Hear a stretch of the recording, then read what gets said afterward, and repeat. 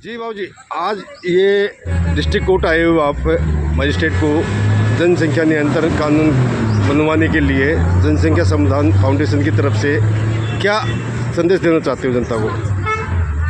दरअसल आजकल जनसंख्या का एक तरह से इतना खतरनाक विस्फोट हो रहा है कि जो हर आइटम से एटम बम से भी ज़्यादा खतरनाक विस्फोट है जनसंख्या का। और हम जनसंख्या पे कंट्रोल हो ऐसा प्रधानमंत्री से निवेदन करने के लिए एक ज्ञापन दिया है डीएम साहब को कि भाई यहाँ के मार्फत चला जाए। और यूँ तो हम लगभग पिछले 8-10 साल से लगातार ये मेमोरेंडम दे रहे हैं। आज मैंने डीसी साहब से भी यही बात करी है, डीएम साहब से, कि क्या ये हमारी ही जिम्मेदारी है और हिंदुस्तान में किसी की भी ऐसी जिम्मेदारी नहीं है कि वो जनसंख्या समाधान पे कुछ कार्रवाई करे। और उनसे भी ये निवेदन करा है कि आपके आईएएस अधिकारी जितने भी हैं वे अगर इसमें जब तक इंटरेस्ट नहीं लेते तब तक ये मेमोरेंडम प्रधानमंत्री तक नहीं पहुंचेगा। उनको मैंने मिसाल दे दी है कि पिछले 10 साल से हम दे रहे हैं, कहीं ना कहीं आपके आईएएस अधिकारी ही इसको कहीं ना कहीं पटक के बैठ जाते हैं। ये डिप्टी डीएम साहब को मैंने बता दिया है। जनसंख्या समाधान अकेला मेरी प्रॉब्लम नहीं है। यहाँ ये जितने भी खड़े हैं इन सबको पानी भी चाहिए, इन सबको रोटी भी चाहिए, इन सबको रहने की जगह भी चाहिए। और जो ख़त्म होती जा रही है, जो सुकड़ती जा रही है, एक इस बात की बात नहीं है। ये राजनीतिक प्रश्न नहीं अकेला, ये सामाजिक प्रश्न भी है, धार्मिक प्रश्न भी है और हमारा इकोनॉमिक प्रश्न भी है। ये तीनों तरह से है। प्रधानमंत्री जी को तो 14 में बैठते ही जनसंख्या का समाधान करना चाहिए था। प्रधानमंत्री जी को तो 14 में सत्ता में बैठते ही मंदिरों के चढ़ावे को सरकार के कंट्रोल से बरी करना चाहिए था। क्या अब लगता है आपको प्रधानमंत्री और ध्यान देगा? मैं आपके मार्फत ये निवेदन करना चाह रहा हूँ, मैं इस पब्लिक के मार्फत ये प्रधानमंत्री जी से निवेदन करना चाह रहा हूँ कि प्रधानमंत्री जी, आप अगर ये मान के चलते हो कि 10, 20, 30, 50 करोड़ आदमी जब तक आपके पास नहीं आएंगे तब तक आप इसमें कोई बात नहीं करोगे या कोई वो नहीं करोगे, तो ये आपको बहुत गलतफहमी है।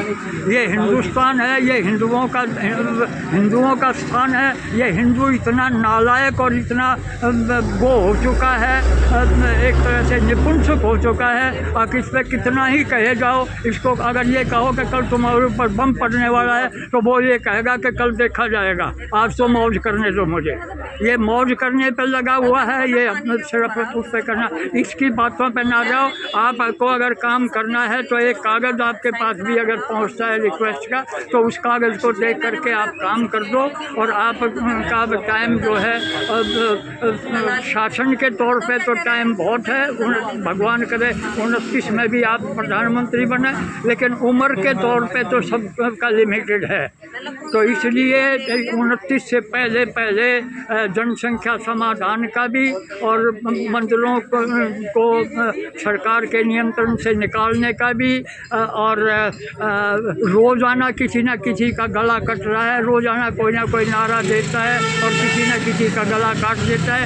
इन सब बातों के लिए कानून बनने चाहिए थे, आज तक बनने चाहिए थे।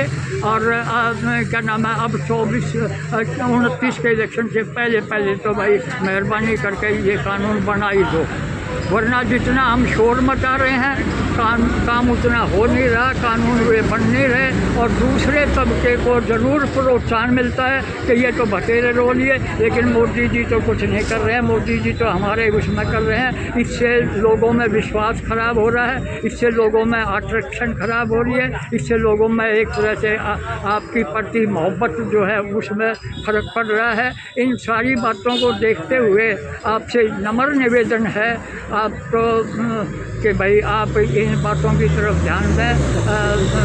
क्या नाम है, एक हमारी संस्था का जो अध्यक्ष हैं वो पिछले साल लगभग 1 महीने तक अनशन पर बैठे रहे। मैं प्रधानमंत्री जी से निवेदन करना चाह रहा हूँ कि 75 साल की आज़ादी के बाद भी अगर इस देश में भूख हड़ताल करनी पड़ेगी, आदमी को आमरण अनशन करना पड़ेगा, मर के दिखाना पड़ेगा, तभी अगर कोई कानून बनेगा तो इस आज़ादी का फ़ायदा क्या है? इससे